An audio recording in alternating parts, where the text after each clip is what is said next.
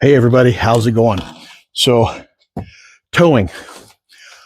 If you're towing a lot of different things and you don't have an adjustable hitch, either up or down, or maybe you don't have one that has multiple balls on it, it can get really frustrating because you're having to switch out your hitches all the time. Well, this one here, this was just gifted to me so I could share it with you, show you how this thing works. This is from Metoware, and this is an adjustable aluminum trailer hitch. So let's get into this thing and see what we have there, and then we're going to try it on.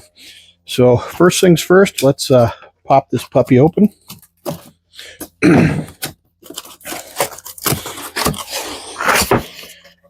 Wow. So right on top, you have some foam packaging, and you have two lockable pins here, and then you've got a straight pin here as well too. And there's probably a cotter pin someplace for that pin. So I'm going to take this out and set that off to the side, and these can go over here. And then the next thing you see is the hitches, and this is a big piece of equipment here. This is a really big piece of equipment, and it's interesting because there are layers of foam packaging in here, so you can take this thing out piece by piece. So here you have the two different sizes of hitches. You've got a 2-inch hitch here, and you've got a 2 5/16 hitch here. That's pretty much so going to cover anything and everything on your top-rated, heaviest hitches that you're going to need. So also in here are some gaskets for your locks, which is so nice because, you know, when the locks get dirty and when they get dirty and filled with sediment, or maybe there's a little bit of corrosion, it gets really hard to open them up. So that's pretty cool. A couple of keys here for the different locks. There's the cotter pins that I was talking about earlier, and then this is the working piece here. This is the stinger. So this piece here is going to go into your receiver down here.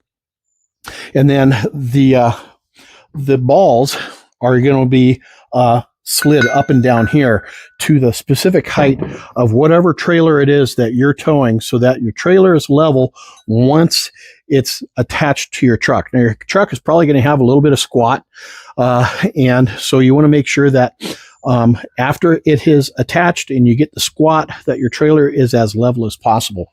So I'm going to put some of this back in here because we're going to have to get this tailgate opened up so that we can start working on this. So right now I have a 2.5-inch receiver with a 2-inch sleeve in here, reducer sleeve in here. So I'm going to pull the pin that's in it out, and we'll take the stinger here, and we're going to slide the stinger in. So it's a 2-inch stinger. So I'm going to keep that 2-inch sleeve in there, and I'm going to use the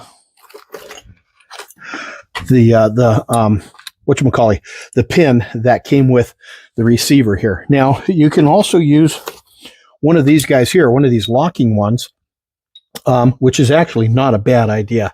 And one thing you want to keep in mind, so most roads in North America have got a mild cant to them. In other words, they're just ever so slightly tilted so that the water runs off towards the outside of the road. And so when you put these hitches on, you want to put the hitches on so that the cotter pin is on the downhill side of that slope. So if for some reason that cotter pin slides out, this pin doesn't fall out on the other side. So the head of the pin, the permanent part of the pin, should always be going on the driver's side. So I'm just going to use this temporary one here, and let's get this lined up. There we go. Let's come up from the bottom here. All right. So that is secure. Now, if you want, you can take, because these things can be rather noisy when you're going down the road without a trailer attached to it. Now, it's a heavy ball that's on here, so it shouldn't be doing much bouncing. But in case it does, you can put a wedge in here. You can buy plastic wedges or filler sleeves that go in here that take up that slack.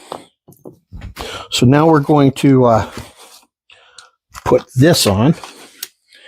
And so I'm going to put it with a 2 5/16 ball up. We're going to open up these guys here. Now, I don't know if these keys are for both of these or if one key is for one and one is for the other. So let's find out.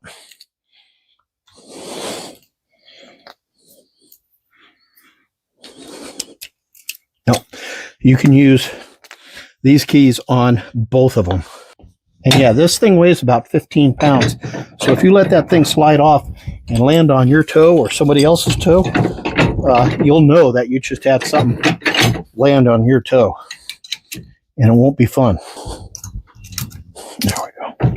All right, so that's on there. Nice and tight. Now you can also take this and put it on here so that this is locked and this is locked. And that's probably what I will do when this does come time to be utilized. I don't have a standard bumper pole trailer. I have a fifth wheel, so I'm not going to be using this a whole heck of a lot, but there are times when I might need to borrow a neighbor's utility trailer. And so I've got this, and I'm ready to go. Now, if I need to switch this from the 2 5/8 to the 2-inch, really super simple. Just slide it down, flip it over, and slide it back up, and then you're good to go. Make sure you take the key out. And these are quick inserts. So in other words, you don't need the key to lock it.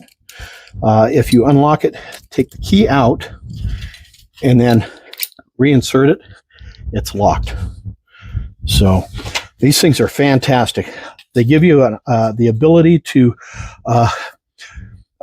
be more flexible in what you can tow. And I like these things. There you have it, guys.